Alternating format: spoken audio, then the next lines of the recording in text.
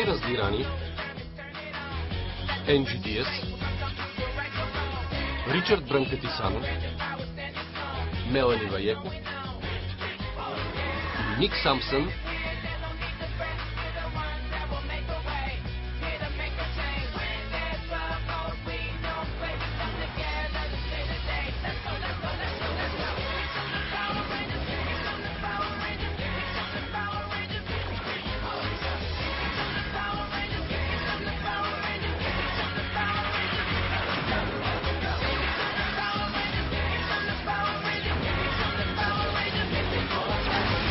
Звездни рейнджери, мистична сила. Рейнджер долу. И така, седях там, лице в лице с злия пират, половин нос. Въпреки че лапите ми бяха завързани и трябваше да тръгна по дъската, и ти се освободи и ги победи със сабята си. Нямах сабя, имах само хитрост, храброст и малък номер, който бях научил от пътуването ми до Катманду. Наричам го Супер Котешка атака. Супер Котешка атака? Той изрева. Огнено сърце изрева за първи път. Но аз не съм свършил. Как прозвуча? Силно и гърмящо или дрезгаво и сърдито? Беше по-скоро нещо като... Изпусна малко облаче дим. О, вижте, драконът направи това, драконът направи онова. Дракони. Не може да се живее без тях. Не можеш ги изхвърли през рова. Мисля, че ще изкихам топка козина. Ако питаш мен, разчиташ прекалено много на магическите си способности. Бойните ти умения са пострадали. Ще ти покажа страдание. Вярно е, твърдиш, че си силен боец, но винаги разчиташ на магия за целите си. Какво? Казваш, че не мога да се бия повече? Дай ми магията си и докажи, че бойните ти умения са достатъчни. Ако ти стиска... Ще ти покажа сърцето на истинския боец. Имаш магията ми. Вземи я. Когато победя звездните рейнджери и докажа способностите си на господаря, ще ми я върнеш. Или ще си следващия, който ще умре.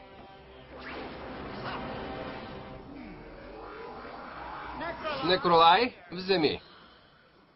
Твоето време настъпи. Направи ни горди. Най-сетне има магия. Колко забавно. Не! Не отново насекомо. Много благодаря, мамо. Скримър! Отиди с Некролай да се позабавлявате истински. Ще бъдеш на сигурно място и щастлив сред другите магически създания. И без това в гората няма място за двамата.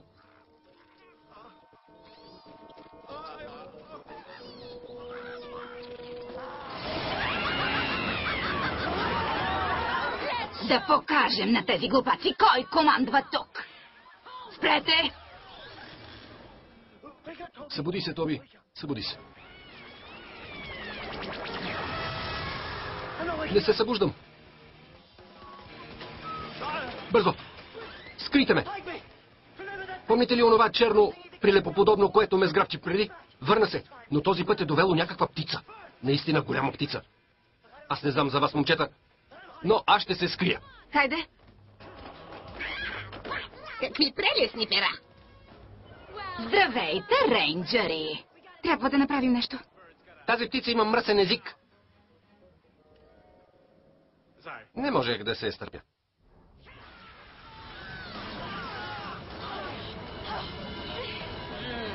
А сега дори има и магия. Да, имам. Да се трансформираме. Магически извор. Мистична сила. Галвит Мисто, рейнджър.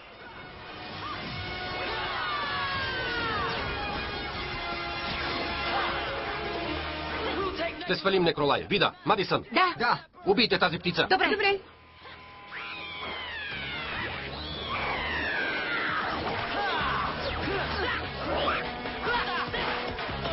Прикривам те.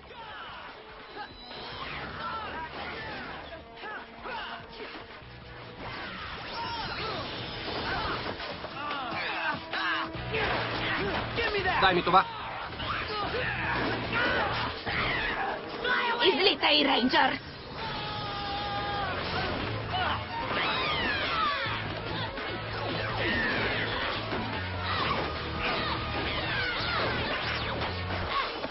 Ей!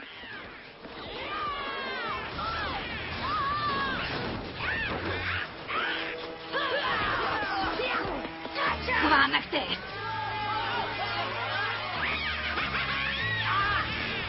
Спри! Спри! Пусни ме! Дръж се! Магически жезъл!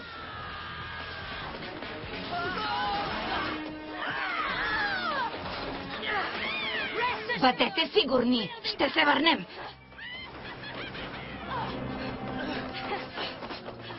Добре ли си? Да. Човече! Виждали ли сте огнено сърце? Не, не и аз. Напоследък не. Изчезнал е. Клер не е на себе си и претърсва гората. Ако попадне в лоши ръце преди да е съзрял, може... Дженджи,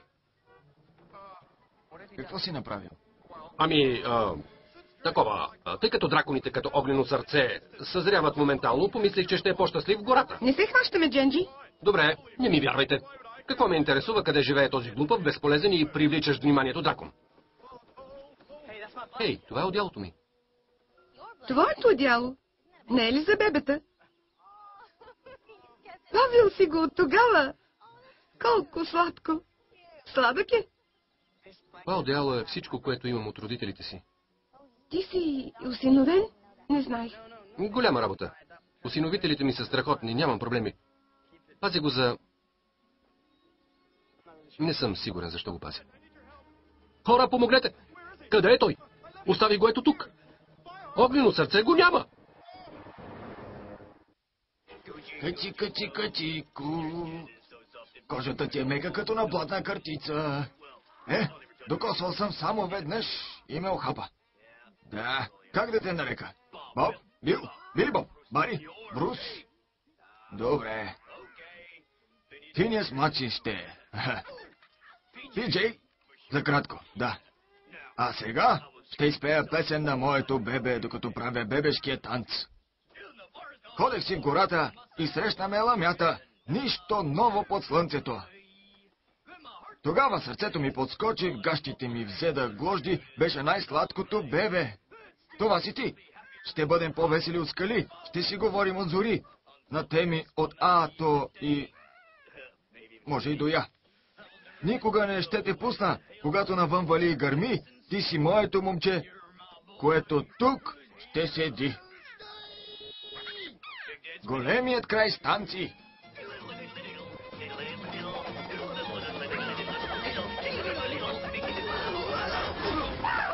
Татко! Татко? Татко?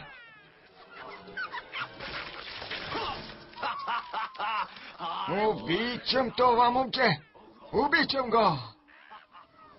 Няма и следа от огнено сърце. Още лоши новини. Дженджи го няма. Може би търси огнено сърце? Не е така. Оставила бележка. Не търси огнено сърце, бягам. Никой не го е грижа за мен. Това е наша грешка.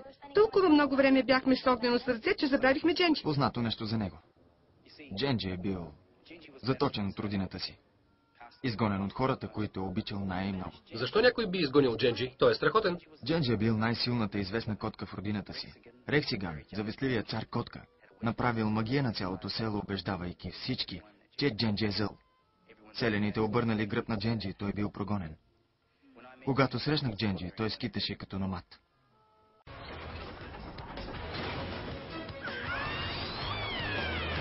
Не, този път.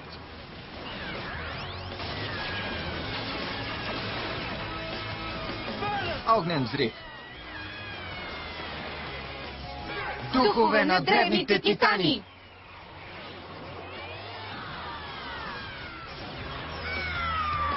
Не! Шах и мат! Шах и мат! Дъската е сварена! Да, направихме го. Добре. Благодаря, Дженджи. Радвам се, че си отново при нас. Бях много добър, нали? Внимавайте долу!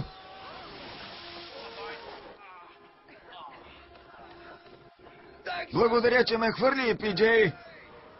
Утре ще упражняваме кацанията. Добро, момче. Благодаря ви много, че го поверихте на мен. Няма нищо, Финиас. Така и не видях бебето, което оставих в човешкия свят преди 20 години. Някак ме натъжава. Какво, бебе? Опа! Бебе ли казах? Не. Трябва само така да ти се е сторило. Сигурно съм казал небе. Или... Чкем бе. Волята е твърде силна. Трябва да кажа истината. Добре, добре. Когато Дагеран и Калиндор уреждаха малката си разправия преди 20 години, аз намерих бебе. Да. Знаех, че няма да мога да се грижа сам за него по време на войната и затова го занесох в човешкия свят.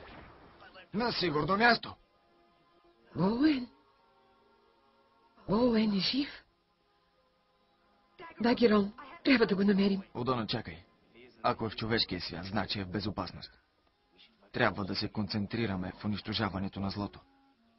Преди да е научило за Боуен. Прав си.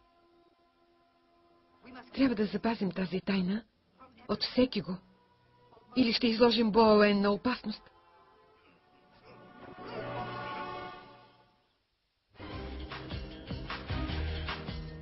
Ролите озвучиха артистите Лидия Вълкова, Петя Абаджиева, Камен Асенов, Красимир Коцопаров. Преводач Кирил Тонев. Тон режисьор Албена Христова. Режисьор на дублажа